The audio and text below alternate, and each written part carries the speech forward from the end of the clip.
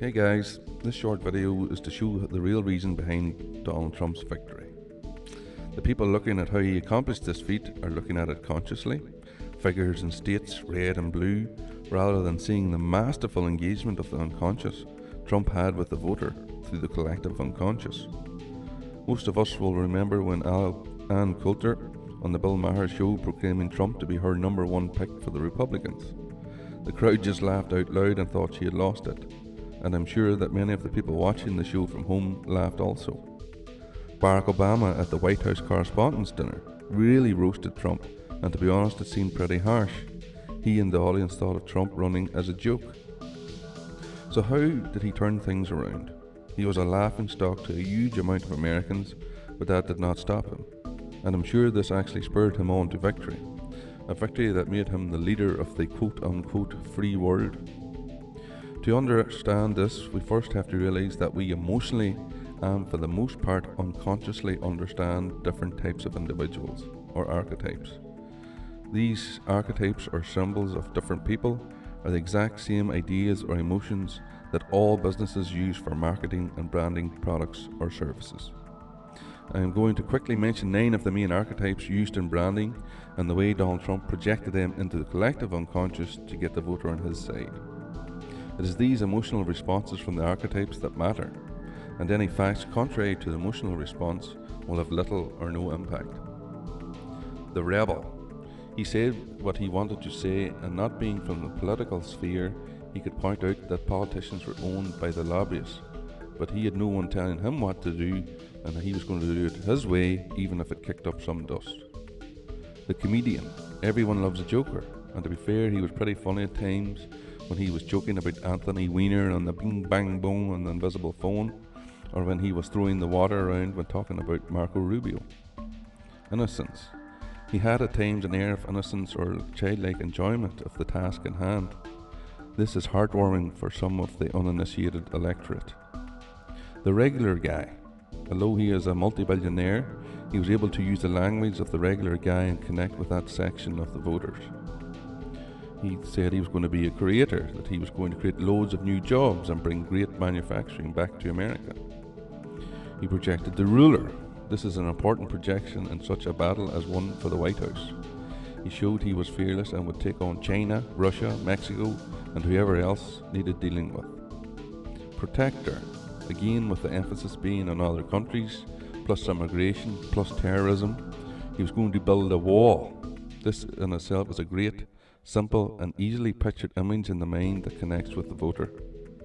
He was going to create a safe environment for the American people. He projected the sage.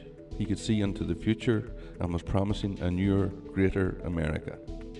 Everyone is pissed off about something, and he was offering a sort of utopia for the American people. A hero or savior. This is the most important projection Trump used in his campaign. He was going to save the people and the country if he got into office. The feeling of dissolution in the masses, specifically the white low and middle classes, made them lap up this idea of a new hero in town that was going to drain the swamp. The business and marketing tricks of Jungian archetypes had found Trump a significant following, and he also mentioned the Christians and the Jews and the Holocaust to get them on his side also. He had formed a type of collective that was like putty in his hands. It is also important to note that when he mentions terrorism, security, immigration, etc., he is also engaging with emotions that have a darker side. The shadow side made the Trump supporter even more excitable and vigorous in their support of him. This creation of a collective and its shadow side produced a similar response on the left, and as much as his supporters loved him, the opposition hated him. As much as the right saw him as a hero, the left saw him as a villain. Their overreaction and childlike response to a democratic election is a symptom of an artificial mass collective of people. Trump had formed a significant following using these Jungian principles of the psyche and the collective unconscious. He continued to use the positive archetypes for his benefit, but it was time to belittle his opponents using the very same emotional techniques, but this time creating negative archetypal images for his opposition. Three of his opponents in the race for the Republican nomination were Ted Cruz, Jeb Bush, and Marco Rubio. He then used language to solicit a negative emotional response if their names were even mentioned. For Ted Cruz, of course, it was lying Ted. Nobody likes a liar, and the image of a liar is a strong, emotive, negative image of an individual. Plus, he sort of has a face that you wouldn't get tired slapping. Then low energy Jeb. It was a race for the White House and needs a strong, energetic leader. But a low energy image was associated with Jeb, and this ruined his chances. Then poor, sweating Marco Rubio got a humorous attack by Trump when he was throwing the water around. He was made out to be a boy in a man's game, and that destroyed his chances. Once he had got the nomination and he now had only one opponent, Hillary Clinton, we already knew she had lied about her emails in Benghazi. But he greatly damaged her image with one word: crooked. Crooked Hillary.